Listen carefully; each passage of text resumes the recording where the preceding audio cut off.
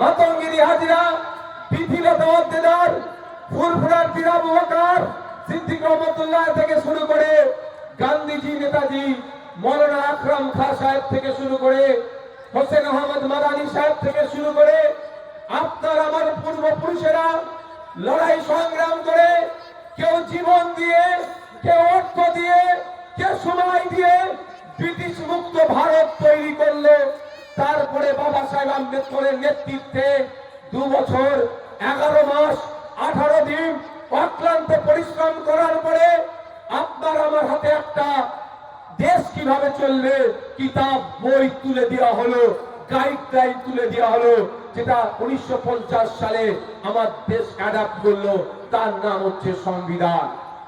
সেই সংবিধানের যদি আমরা সঠিকভাবে ব্যবহার করতে পারি, এক একটা অনুচ্ছেদকে, এক একটা সেকশন, এক একটা ধারাকে, আর্টিকেলকে যদি আমরা মান্যতা দিয়ে চলি, আমাদের সামনে কেউ পেরে উঠতে পারবে না, আমাদেরকে কেউ আটকাতে পারবে না।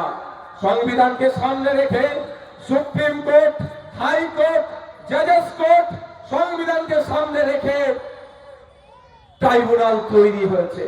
সংবিধানকে সামনে রেখে প্রধানমন্ত্রী, রাষ্ট্রপতি, মুখ্যমন্ত্রী সবটাই তৈরি হয়েছে।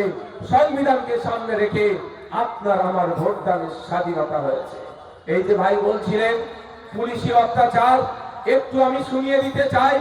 2025 সালের 6ই নভেম্বর সুপ্রিম কোর্টে একটা জাজমেন্ট এসেছে অবজারভেশনকে, একটা বিষয়কে রেখে, যে পুলিশ কাকে কখন কিভাবে অ্যারেস্ট করবে।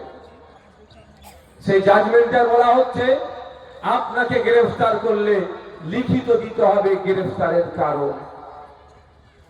কি করতে হবে? লিখিত দিতে হবে গ্রেফতারের কারণ। কোর্টে প্রডিউস করার 2 ঘন্টা পূর্বে হলে আপনাকে সেই কাগজ বুঝিয়ে দিতে হবে। কিন্তু আজকে আপনাকে বলুন, রাতের অন্ধকারে আপনার বাড়ি মহিলা সদস্য থাকার ফলেও রাতের অন্ধকারে আপনার বাড়ি এসে তাণ্ডব চালিয়ে কাউকে তুলে নিয়ে চলে গেল। কি আপনি বিরোধী দল করেন, আপনি অন্যায়ের প্রতিবাদ করেছেন, বা আপনি XYZ করেছেন। কিন্তু আমরা যতটুকু জানি, পুলিশ কোড অনুযায়ী যদি রাতের অন্ধকারে, রাত্রে যদি কোনো বাড়িতে যায় বা দিনের আলোতে কোনো বাড়ির মধ্যে যদি প্রবেশ করে, মহিলা পুলিশকে সাথে নিয়ে প্রবেশ করতে হবে।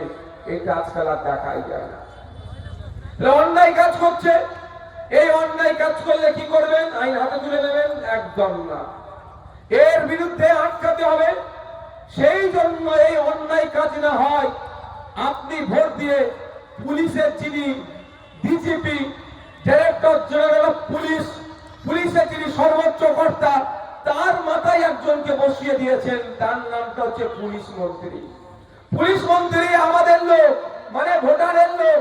সে নজর রাখবে তার আন্ডারে পুলিশগুলো সঠিক কাজ করছে কি ভুল কাজ করছে।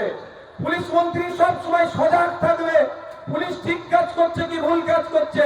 পুলিশ যদি ভুল করে, আমরা অভিযোগ দেব পুলিশের বিরুদ্ধে। ওসি যদি ভুল করে, এসপি থেকে ডিজিপি এবং পুলিশ মন্ত্রীর কাছে। পুলিশ মন্ত্রীর কাজ হবে ওটাকে ভেরিফাই করা, সত্যতা করা, ডিপার্টমেন্টাল